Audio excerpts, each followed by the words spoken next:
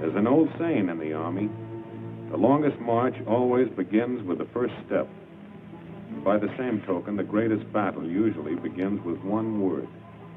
One simple code word which becomes the symbol of the whole operation. So it happens that the battle for New Britain begins with the word overpower. A secret Army code word. And it means that at a certain time, at a certain place, American troops will land on the Jap-held island of New Britain. It's a tough island to crack. The Japs gave it plenty of teeth. A powerful naval base at Rabaul, good airstrips, and over 100,000 troops spotted in different places and expecting a visit. And besides Japs, there's always the jungle. Never before in history has a large-scale war been fought on such difficult battlefields. Looks pretty, doesn't it? Pretty as a picture in a pre-war travel advertisement. But how is it to live in? Ask Joe Soldier. A jungle-clad paradise crawling with bugs, snakes, and lizards, spiders. Ask him about sweating out a march through blazing equatorial heat. Ask him about the smell, that wet stench of the jungle. Yes, and don't let him forget to mention those tropical sunsets, bringing the malarial mosquito. An attack is prepared in staging areas where the men are rehearsed for the job. Quietly, secretly, systematically, men and equipment start moving into 3 separate areas along this coast. This is done so there'll be no large concentration of troops in any one spot to tip off the plan. A task force is a miniature army, tailored for a particular job.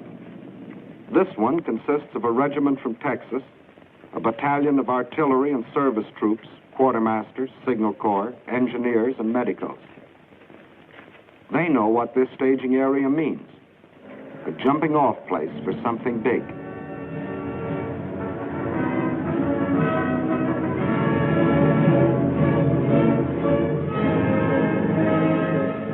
Out here, housekeeping starts from the ground up. You pick yourself a place and start chopping.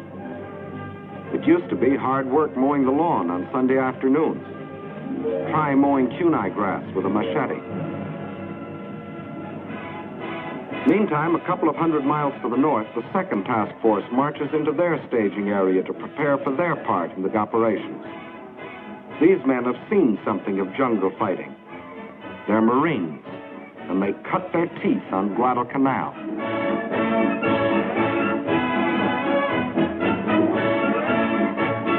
In the third staging area, it's more Marines, more guns, more shells, more thorns to press into the side of Tojo's Island of New Britain. And back of the men come the trucks, the half-tons, the jeeps, the bulldozers, a community on wheels, carrying the 1,001 needs of a task force. Food for bellies and gun barrels, canvas for cover, wires for communication, the tools of a jungle army. When the lot is cleared, you stretch out your house. Doesn't take long. Just fasten the ceiling, get under the center pole, and hoist. And leave plenty of slack on those ropes. The first rain will do the tightening. Nudging out elbow room in this wilderness and getting your stuff across swamps and streams is pretty rugged. But it's good practice for jungle warfare.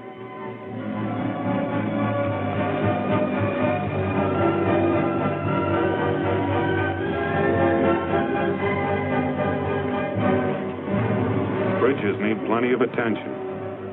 Mountain rains can swell these streams to torrents that can drown the truck. And transportation is important out here. When it comes to jungle construction, you can't beat a fuzzy wuzzy. Uncle Sam has thousands on his payroll.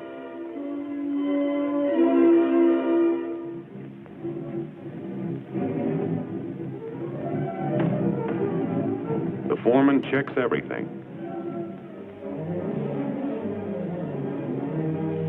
Thatched roofs keep keep out most of the rain, some of the heat, and none of the bugs.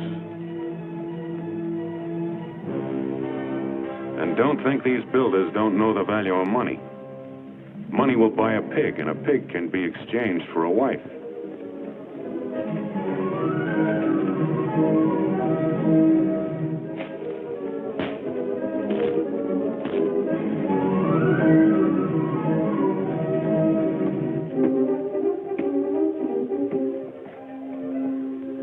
Here's where that Boy Scout training comes in handy. And this lad is an awfully tough critic. Outfits sprawl over a staging area for miles. It's a signal corps job to tie them together with telephone lines. Not much like hometown telephone poles, but the technique of climbing them hasn't changed a bit.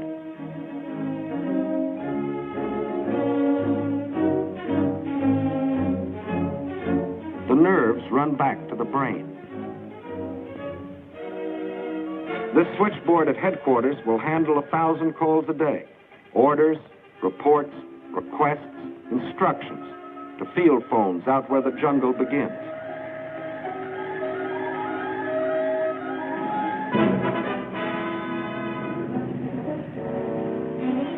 When a Jeep or a truck is issued to a driver, that's his baby, and he keeps it clean.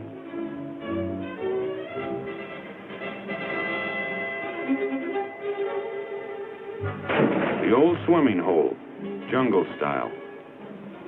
It's the bath, shower, and laundry combined. First scrub your skin, then scrub the clothes you just took off.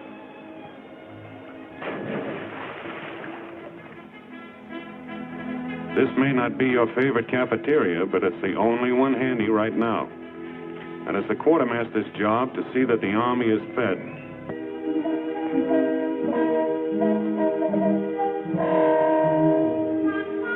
There's a mess of vitamins that'll pad your ribs, but don't get us wrong. We still like home cooking.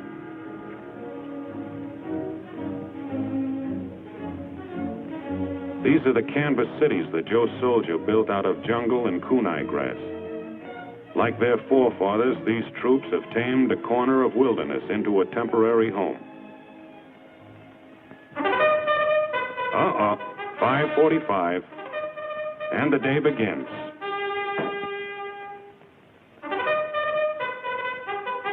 A helmet makes a swell wash basin, and you can't do this with a family sink. And now to work. It begins with the task force commander giving the details of the job to the men who are going to do it. There will be 2 landings on New Britain. The first at Arawe, to divert the Japs from the main landing a few days later at Cape Gloucester. Arawe is a peninsula. A small force will make a landing up here in the enemy's rear, they hope, and move down the peninsula to join with the main forces, who will land along here. Complete surprise is the main thing. Hit fast and hard. Gain a foothold before the Japs can move a large force against you. That's what unit leaders are telling them. A soldier has to know what he's supposed to do, where he's supposed to do it, and why. And this is the time to check your weapons.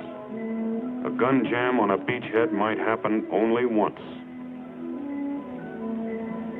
The same thing is going on up in the Marine staging area. Weapons, equipment, and the men themselves get a personal once-over. Anti-aircraft protection stays on its toes, just in case. 37mm anti-tank teams have to load, aim, and fire almost simultaneously. They can get off about 30 rounds a minute. It's rumored that a Lone Star governor once said, "By gad, if the United States ever goes to war, Texas will go with it." And here she is.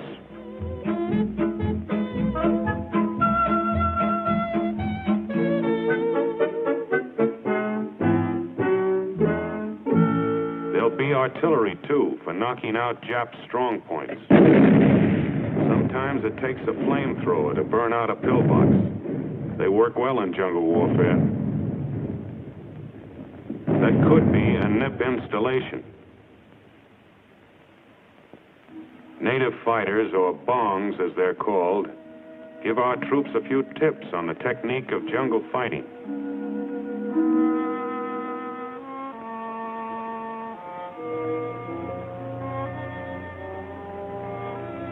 The training is carried out under simulated battle conditions. And soldier, those aren't pebbles hitting the stream. You've got to know how to fire at sounds, too, because jungle fighters seldom see each other alive. The last stages of training begin aboard the ships that will carry the troops to their mission. This practice ends in a full-dress rehearsal.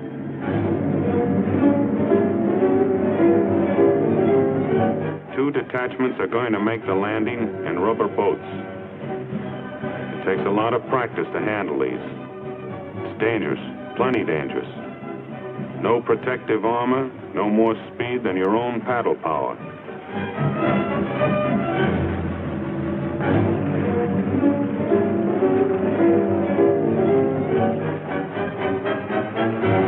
Regular types of landing craft may have trouble getting over the coral reef at Arawe, so buffaloes and alligators have been selected to bring the first wave of assault troops ashore.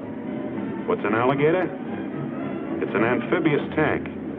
What's a buffalo? It's an amphibious tank, too, but it's got more armor. They look like bad dreams, and they'll deliver the first punch. And now let's hear what the general thinks. The secret of your success is your squad and platoon leaders. They must get hold of their outfits and control them. But control doesn't mean bunching. The buffaloes will land in a wave. From then on, they're tanks. They crash through the underbrush. They knock out trees, followed by riflemen. You run upon a Jap machine gun nest. What do? You circle it, infiltrate, use grenades. And don't make the mistake of stopping to help a man who gets hit. You haven't got time. Let the medical men pick him up. So now, it's up to you. Remember, you can only go forward. You can't go back. There'll be nothing to go back to. Just grab a piece of beach and start shoving. Are there any questions?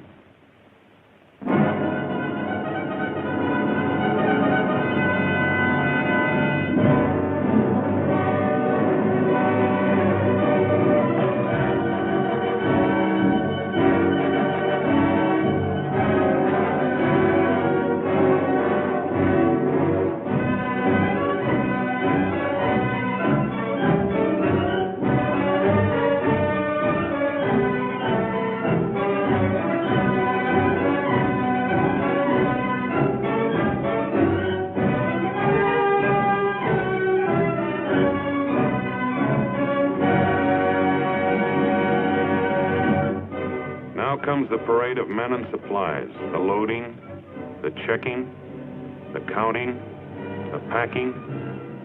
It's the war of logistics, adding up to the final question mark.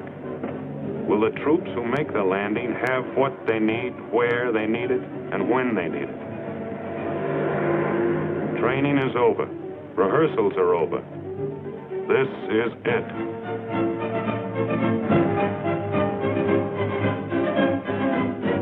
Remember, this is only one of 3 task forces, and it's going to make the landing at Arawe a few days ahead of the big staff at Gloucester.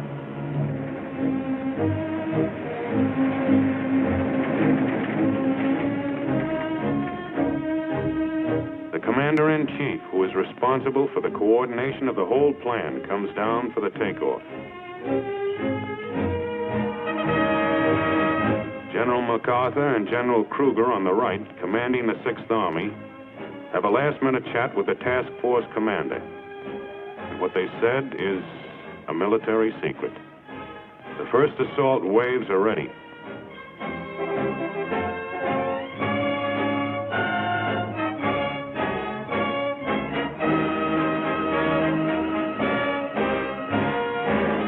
Time doesn't even wait on generals.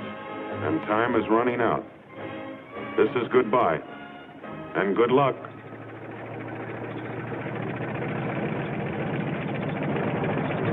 they go.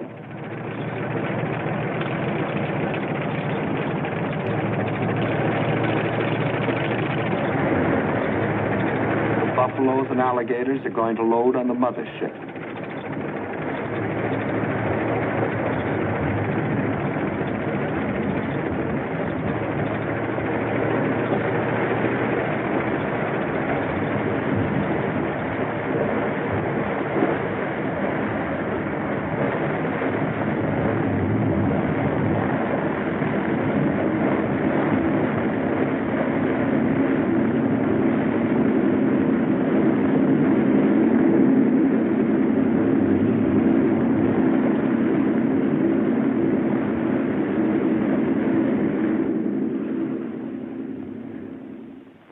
Meantime, the main force loads aboard its transport. Once up the net, the landing craft that brought them will be hoisted aboard. And the rubber boat detachments move out to load on the destroyer that will carry them.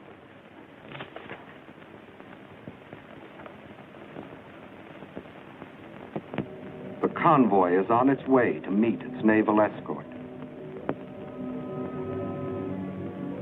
This is D-Day -1. The men know that means the day before invasion.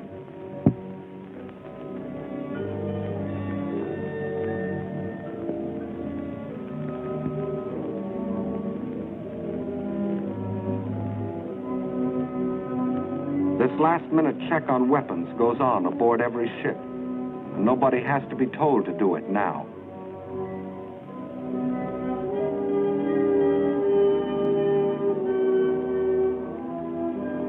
Ammunition to fight malaria. It's the daily atabrine pill.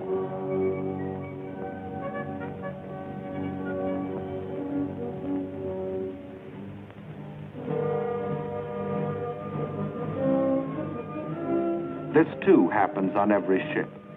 Last-minute instructions to officers and non-coms. It's called briefing. Over there fast. Whatever happens, keep contacting. Message center will be in here. Get your messages back as fast as you can, of course. Keep your men dispersed. Cut out bunching. Look out for this high ground over here. You'll have to hit it from the flanks, I think. And above all, keep moving in this direction. You've all got compasses. We're at the rendezvous point. The task force commander leaves to board one of the destroyers of the escort. And now the convoy will sail through the night to Arawe. Troop ships flanked by destroyers and led by minesweepers and sub-chasers. I hate to see that evening sun go down.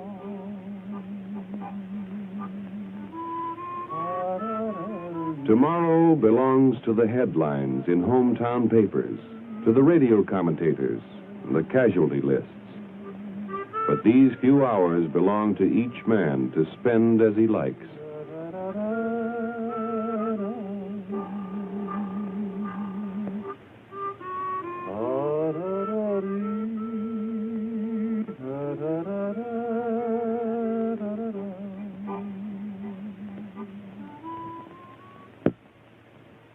D-Day.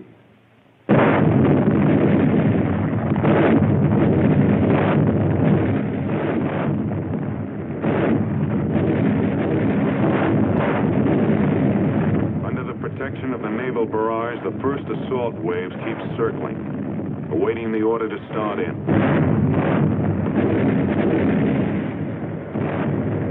There they go.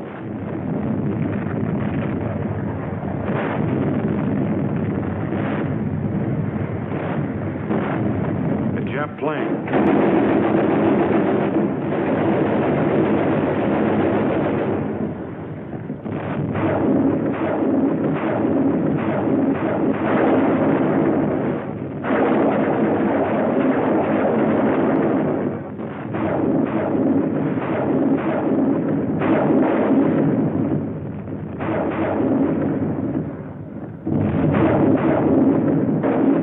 Rockets packed with high explosives explosives. Calling cards to clear the beaches of small arms fire.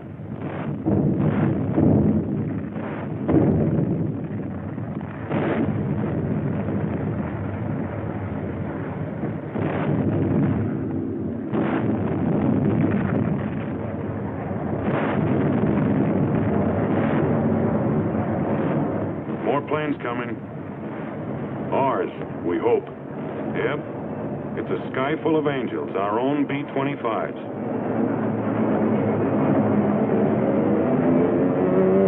Now it's the Air Force's turn, and they know their way around. They've been softening it up for days in advance.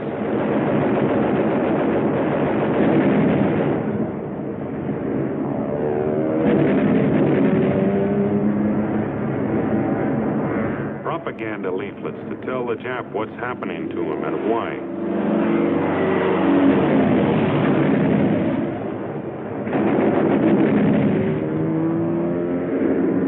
The naval barrage drove most of the Japs off the beaches up on the cliff. And that's where the planes work them over. Strafing may not wipe out a ground force, but it keeps them ducking.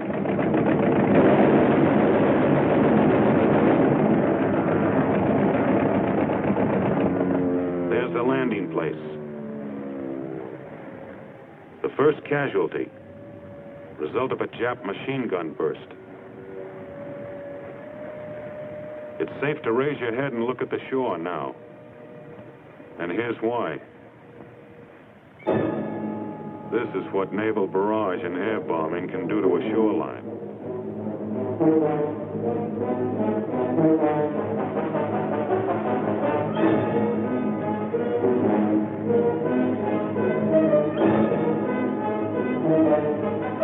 Remember, you can only go forward. You can't go back. There'll be nothing to go back to. Just grab a piece of beach and start shoving. Still a few snipers around.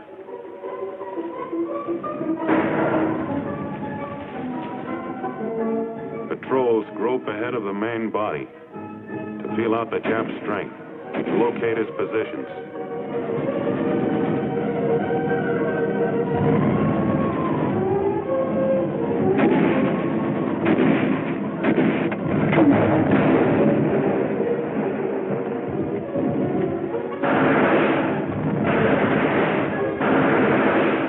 Troops keep advancing.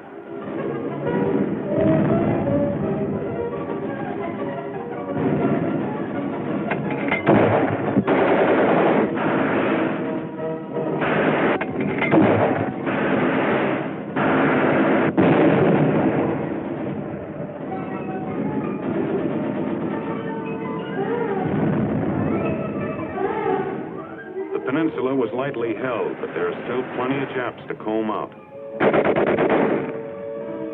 You don't see many, except this kind.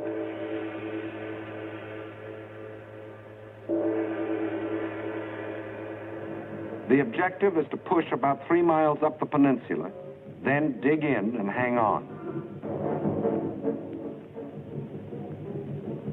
More and more troops are fed up to the rapidly advancing front by jeeps, alligators, buffaloes. The grab is over. Now to hold on. Counterattacks may strike anywhere, anytime. Better be ready. Beach gun emplacements for all-round security. That's an air raid warning truck under the camouflage. And every man digs a place to dive into when the Zeros come.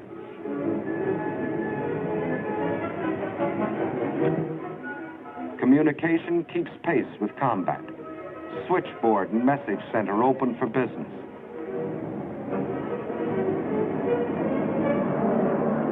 Supplies are needed faster than ships can bring them.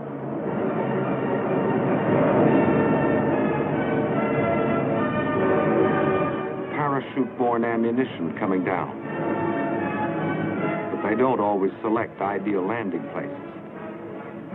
A job for the pole line crew.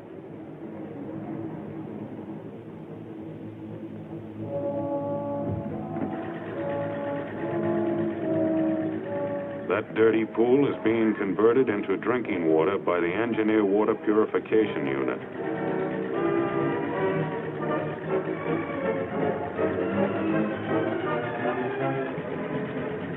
Men may one day forget many things of this war, but never the taste of chlorine.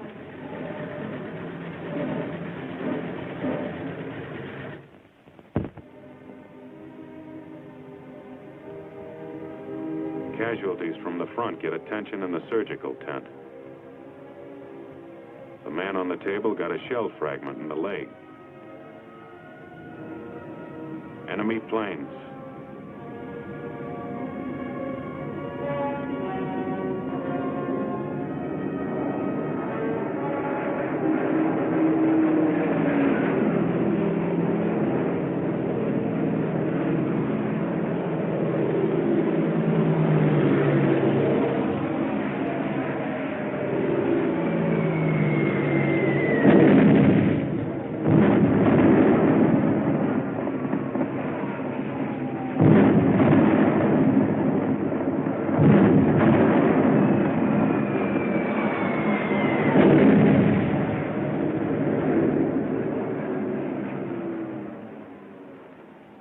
This is what's left of the surgical tent filled with wounded men after a direct hit.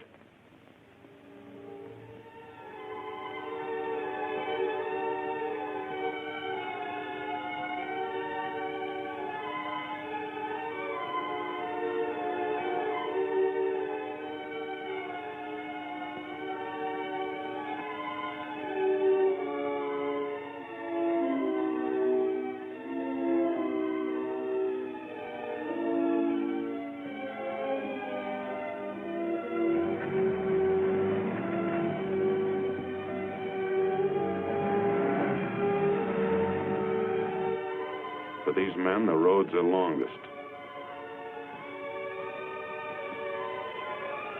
Having received emergency treatment, the wounded are evacuated to hospitals in New Guinea.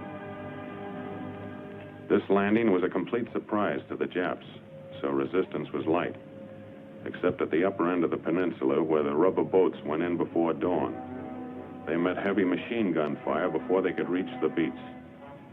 The boats were destroyed. The men were scattered. They just couldn't swim and fight at the same time. But the main landing is successful. The Japs have been driven back up the peninsula.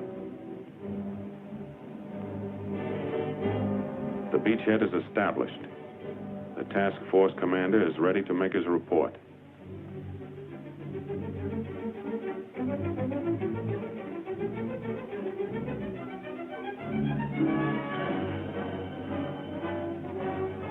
And now for the main event, the landings on Cape Gloucester. Arawe was the feint with the left. Gloucester will be the right to the jaw. Here, here, and here.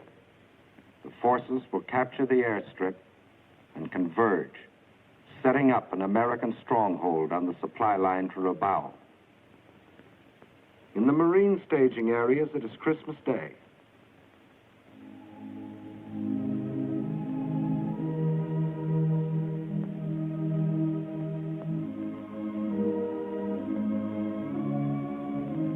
The last mass before sailing for Gloucester.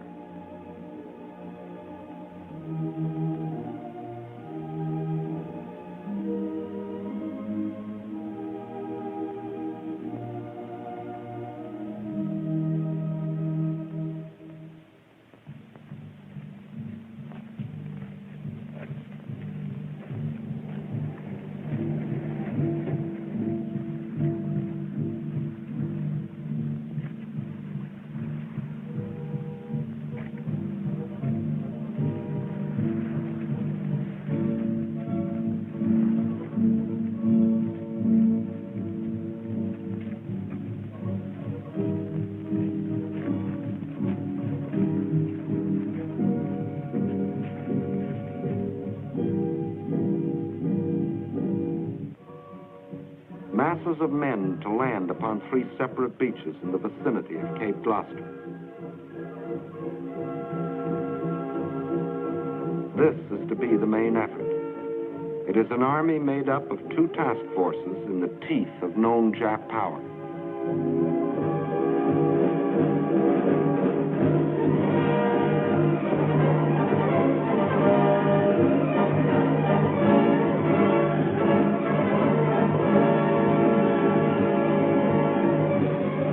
These 2 landings are the first stage in the neutralization and envelopment of Rabaul.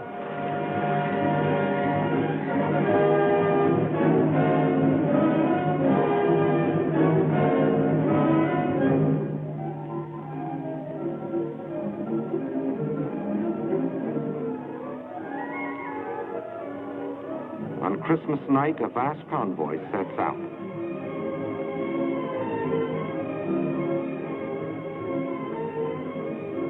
Cape Gloucester, New Britain.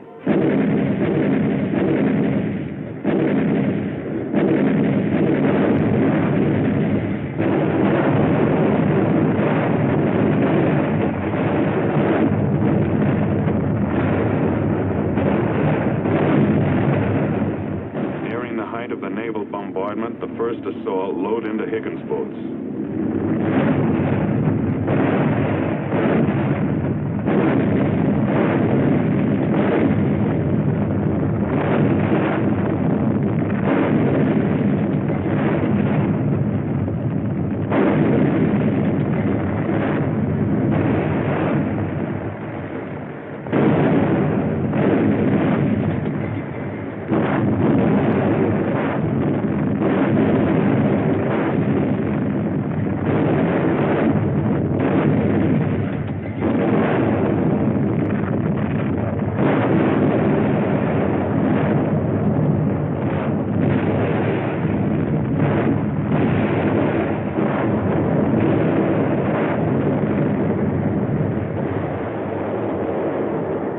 The umbrella of air protection arrives on time.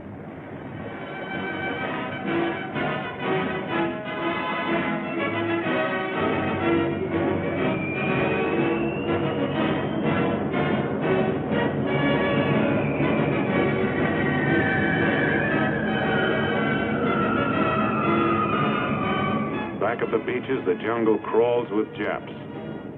They're dug in and well fortified, but not against this.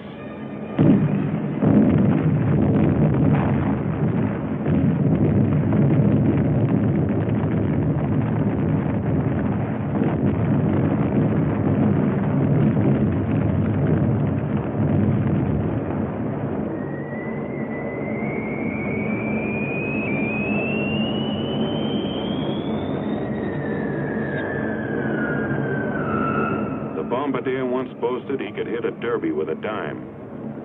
Here's where accuracy really counts.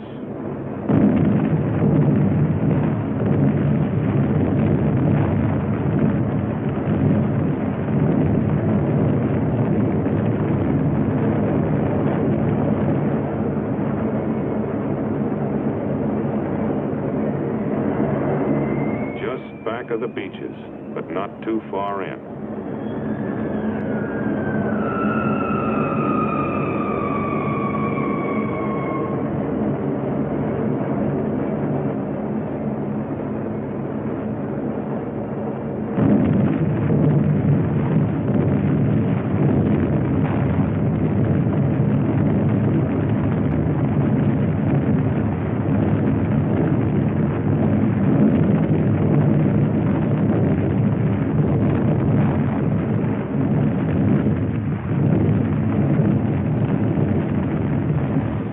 Boats keep moving in.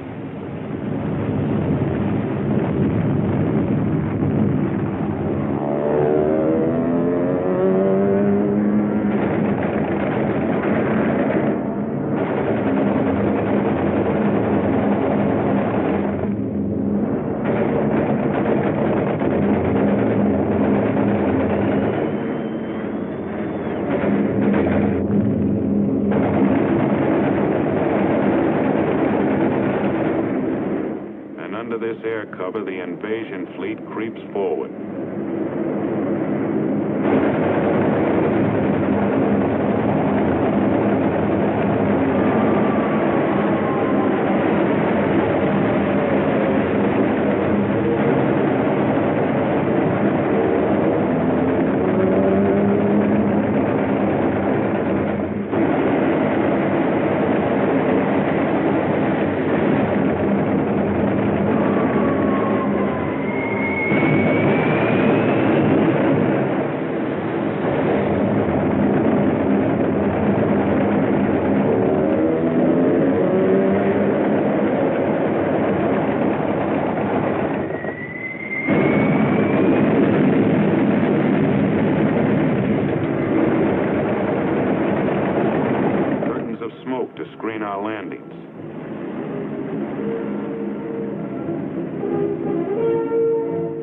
come the first waves in Higgins boats.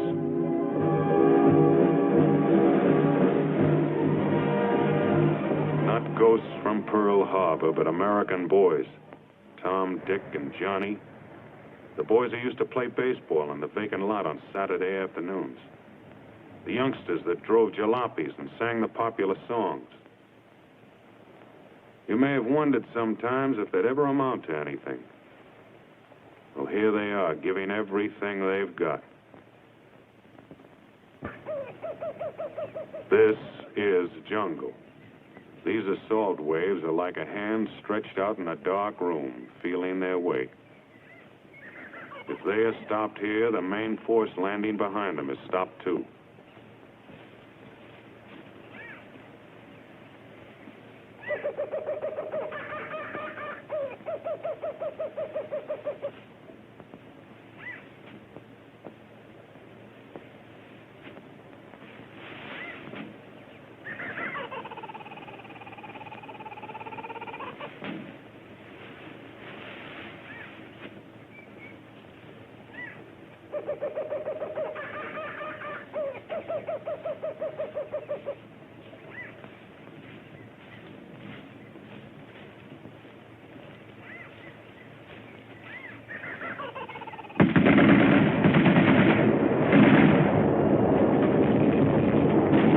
Contact with the enemy.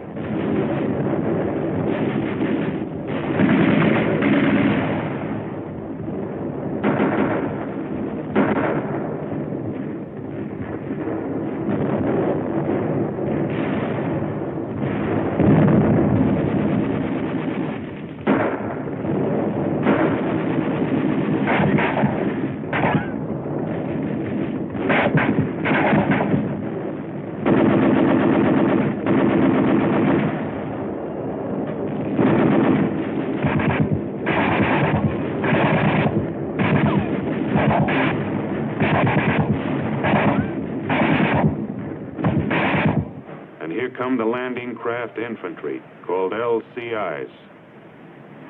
They're bringing the main fighting strength to back up the assault wave.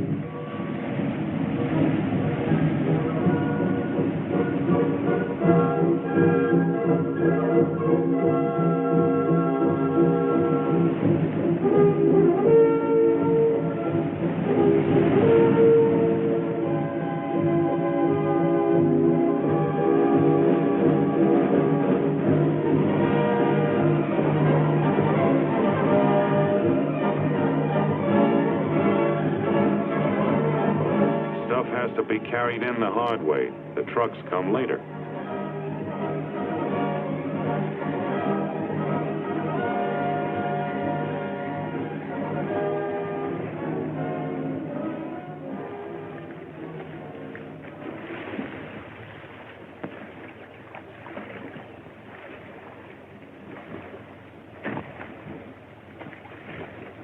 Digging in, up at the front.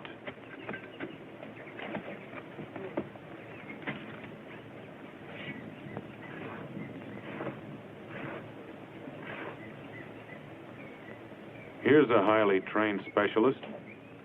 Even a Jap sniper can't camouflage his scent. Fresh troops forward.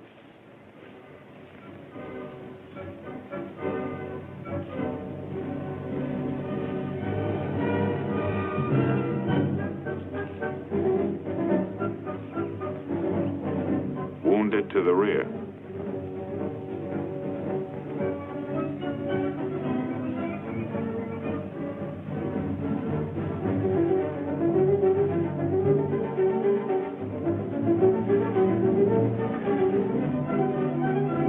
Know what's around the next bush.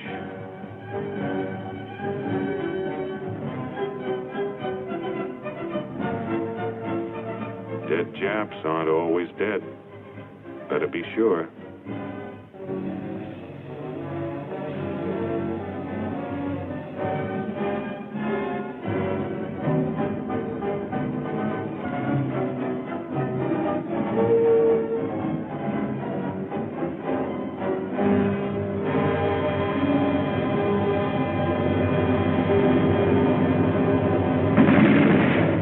Enemy strong point.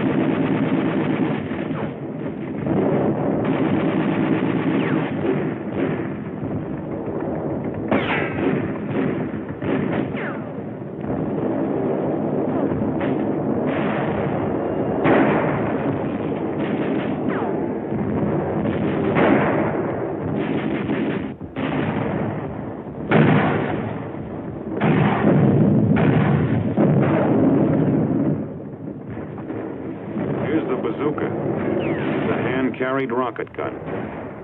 Firing it takes close teamwork.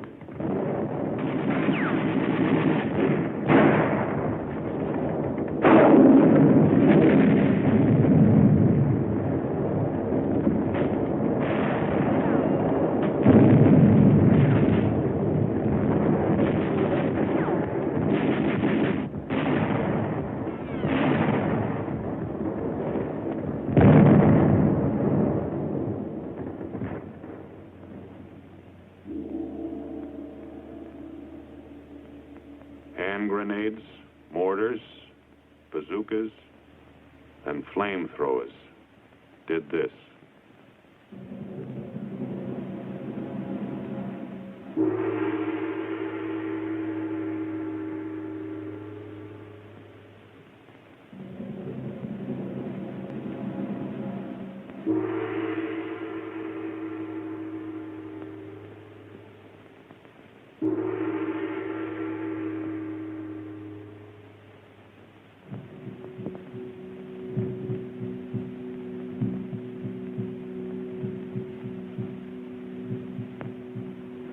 After the LCIs have been emptied of men, the towering LSTs, landing ship tanks, move in, bringing everything for the establishment of a beachhead.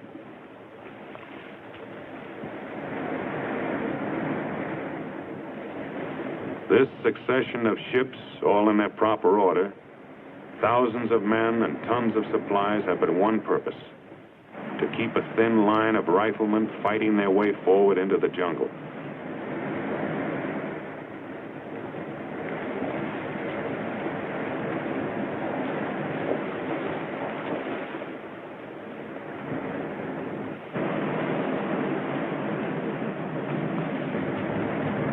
Buffaloes and alligators.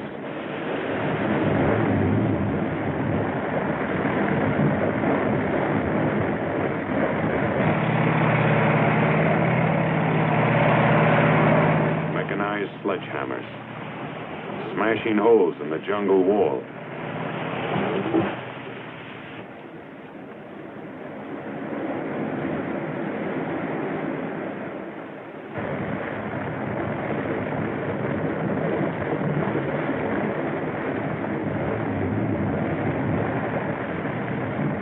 Bucket lines to pass the ammunition.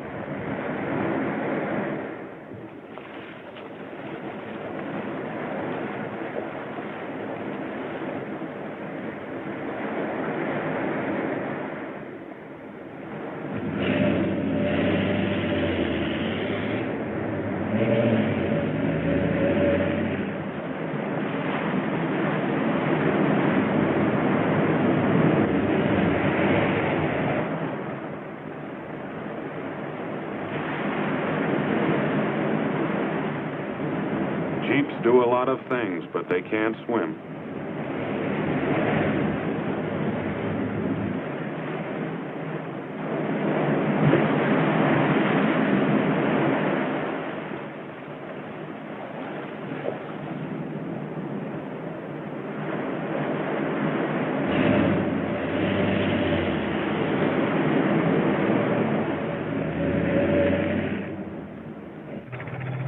Medium tanks to crush pillboxes.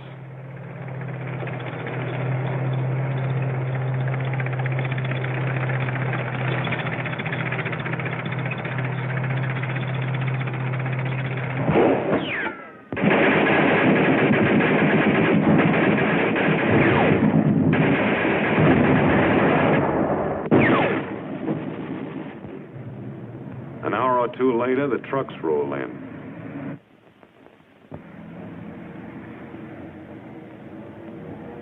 But they can't go everywhere. Ammunition is being spent fast.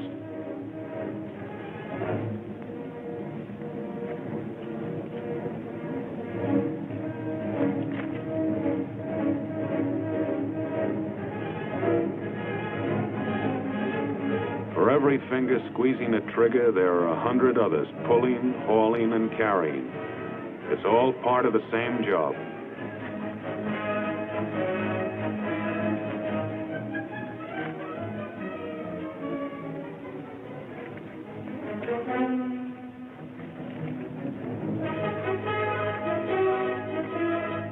That's barbed wire they're carrying.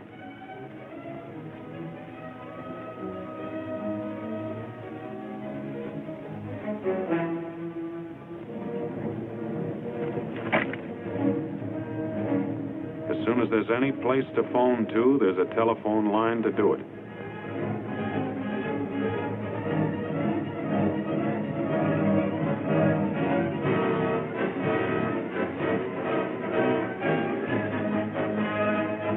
A final protective line against counterattack must be prepared.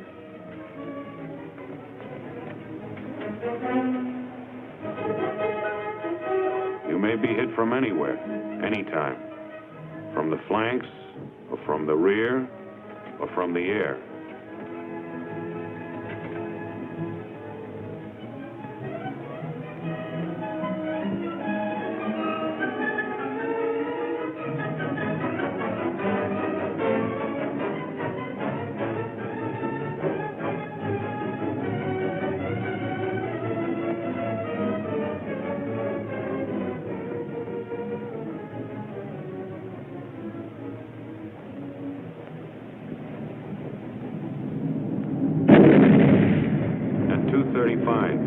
Enemy dive bombers. Jap planes shot into the water. More than 60. Costing less than a dozen of our own. The Japs concentrated on the destroyer Bronson. That's the Bronson, standing on end, sinking fast.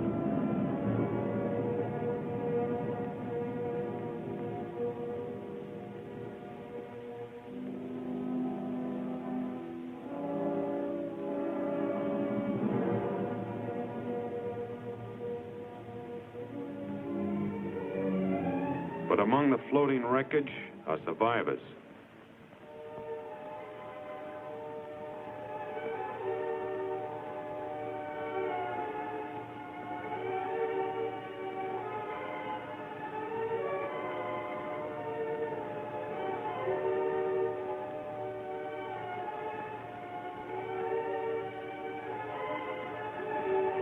Exhausted, some dying, some dead. Some with clothes blown off by the concussion of bombs.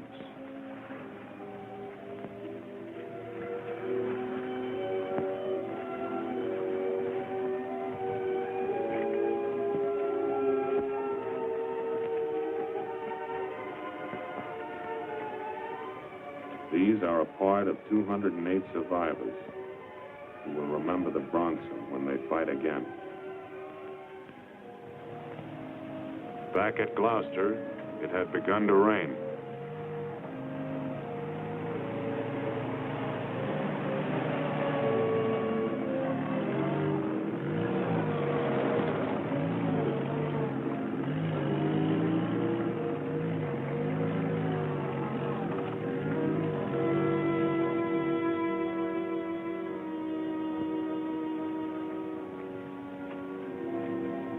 The folks back home are eating Christmas dinner about now.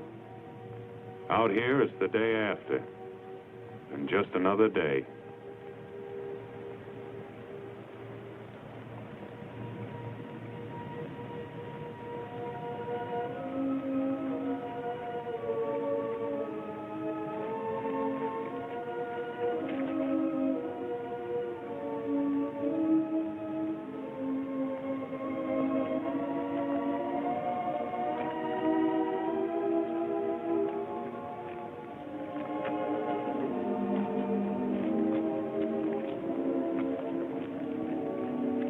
Just one more enemy. Mud.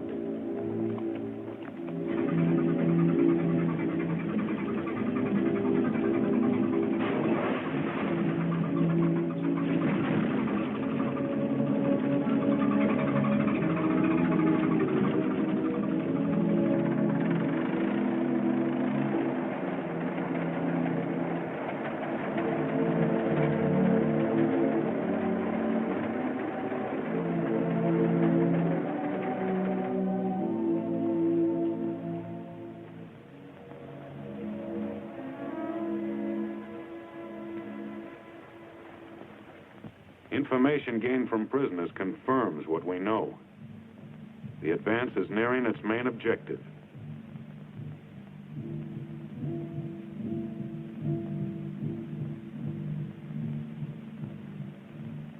But every step forward means some men coming back on stretchers.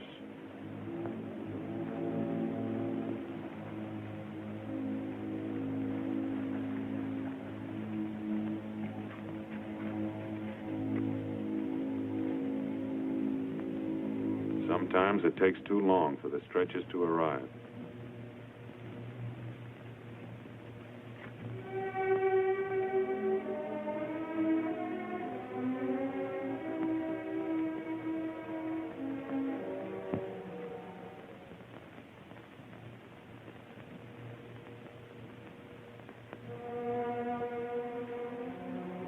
Medical officers scrubbing up for emergency treatment before evacuation.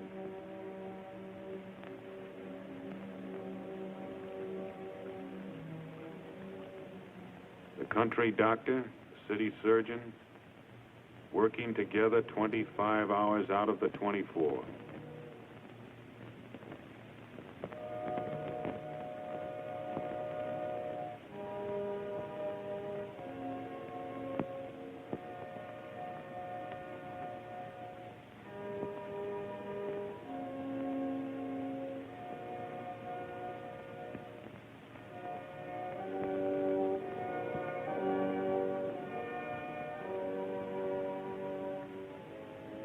Part of the price of a beach landing.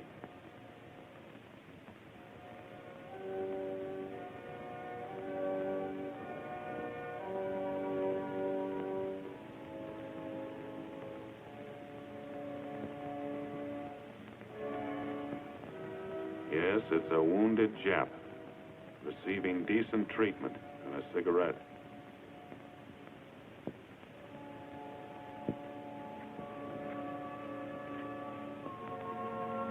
On the beach the next day, wreckage.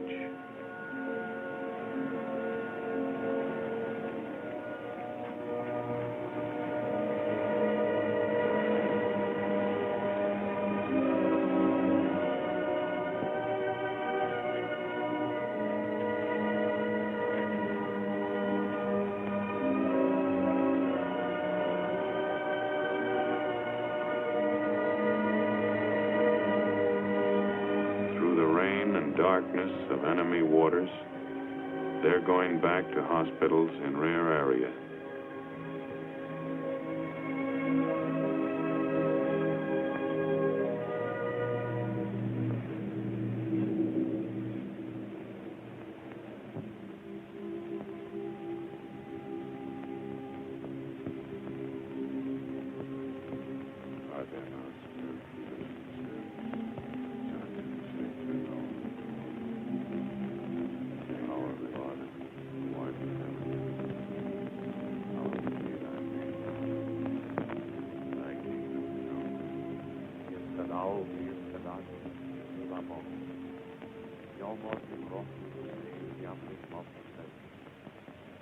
Gewoon weer een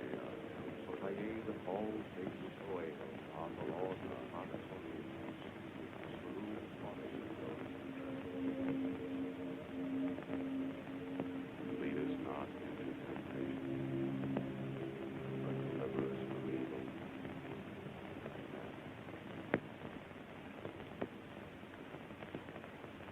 Fire! Fire! Fire!